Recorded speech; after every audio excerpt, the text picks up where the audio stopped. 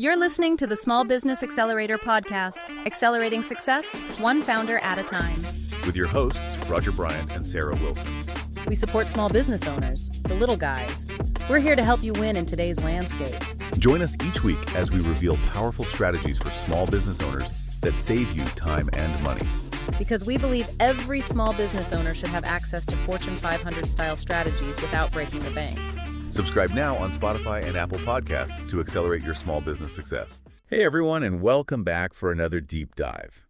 Today we are tackling something I think a lot of us struggle with, and that is the fine art of saying no. Ooh, that's a good one. It is, and it's a topic we can all relate to, I think.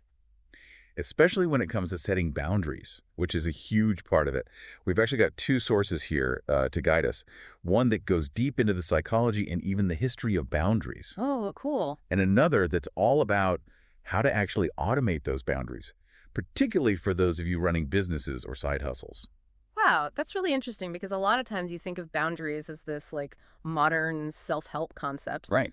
But it's, really been around forever. It makes total sense when you start to think about it, because even way back when, like in ancient societies, people had to have some sense of boundaries. I mean, even something as simple as like personal space or those unspoken rules about roles within the community. Those were all boundaries, and they helped keep things running smoothly. But according to what we're looking at here, these ideas have really evolved over time. Absolutely. The 20th century was a huge turning point. That's when this idea of individual autonomy really came to the forefront. Makes sense. Like Carl Rogers, for instance, he's a psychologist. He argued that setting boundaries was essential for becoming a person, like developing your own unique self instead of just following what everyone else expects of you. That's powerful. I really like that way of putting it because it makes it more than just no. It's about shaping who you are.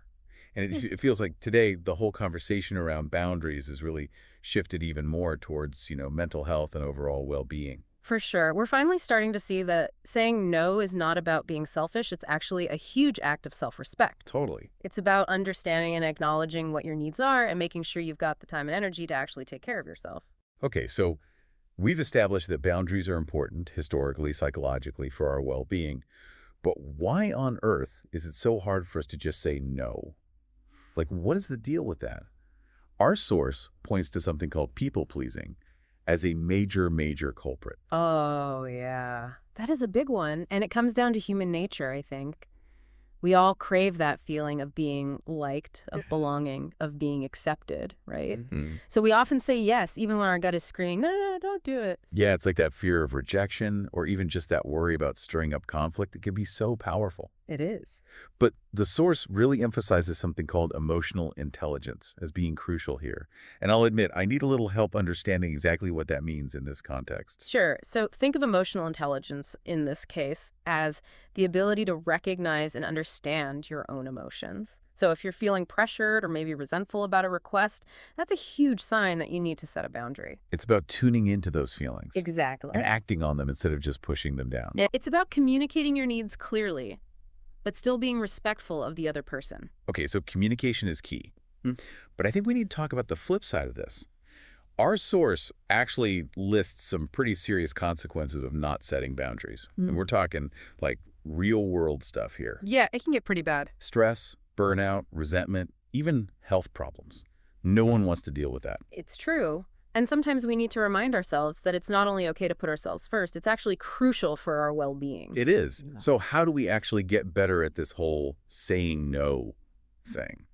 Aside from just blurting out no every 5 seconds, our source gives us some practical advice here. And one thing that really jumped out at me was the idea of offering alternatives.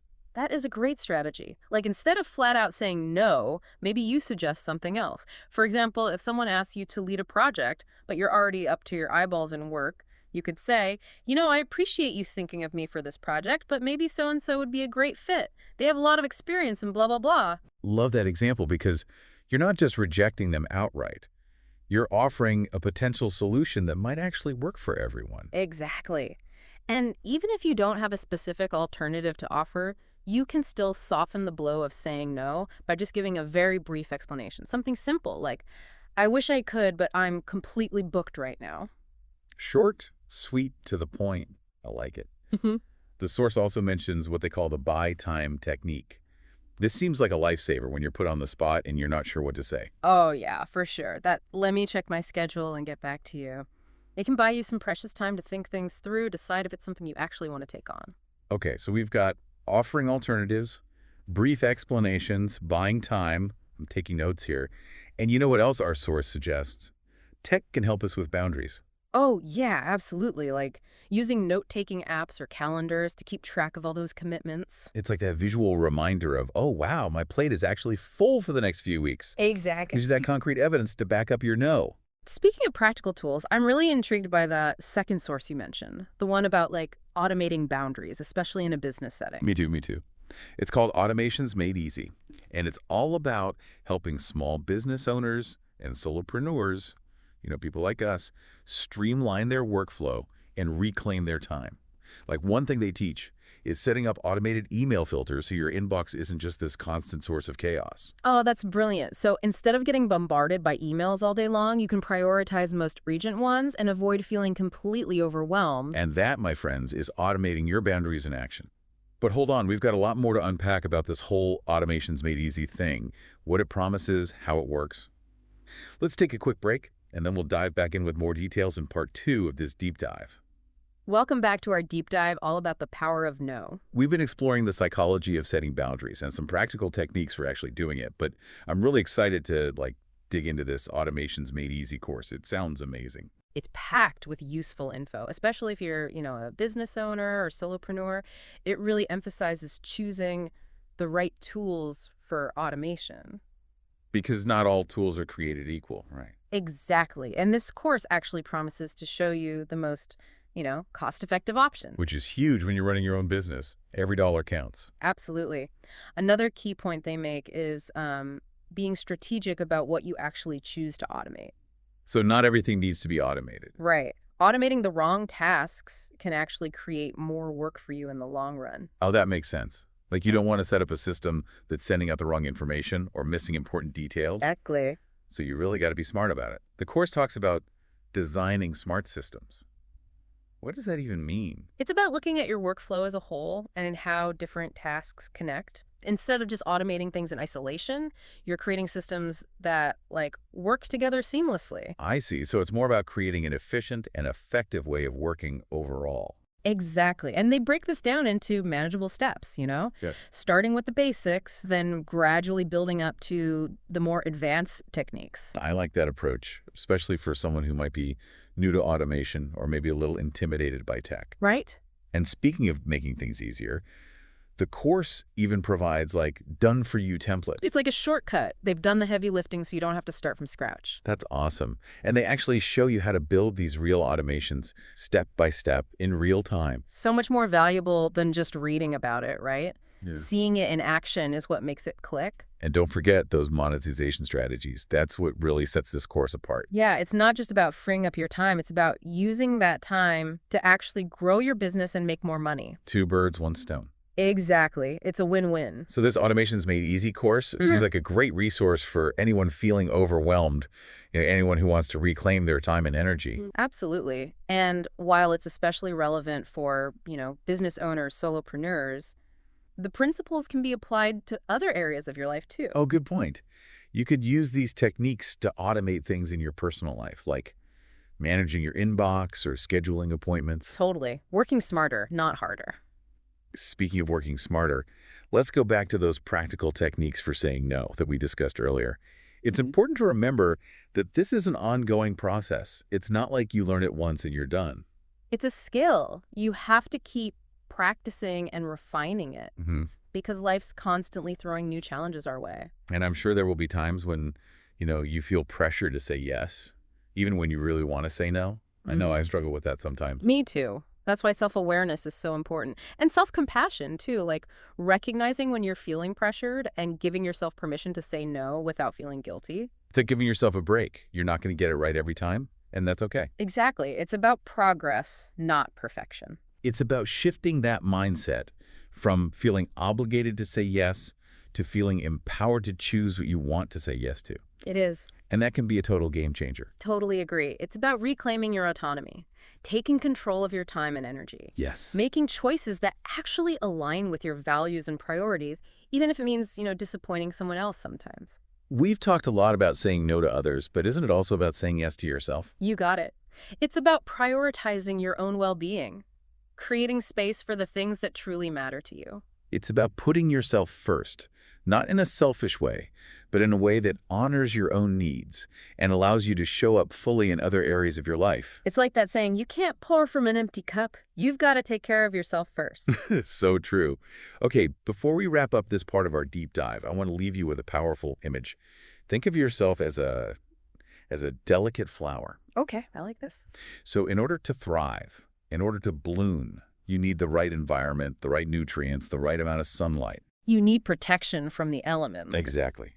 And just like that flower, you need boundaries to protect your energy and well-being. Think about what boundaries you need in order to reach your full potential. We'll be back in part 3 to explore even more practical tips and strategies for cultivating the art of saying no.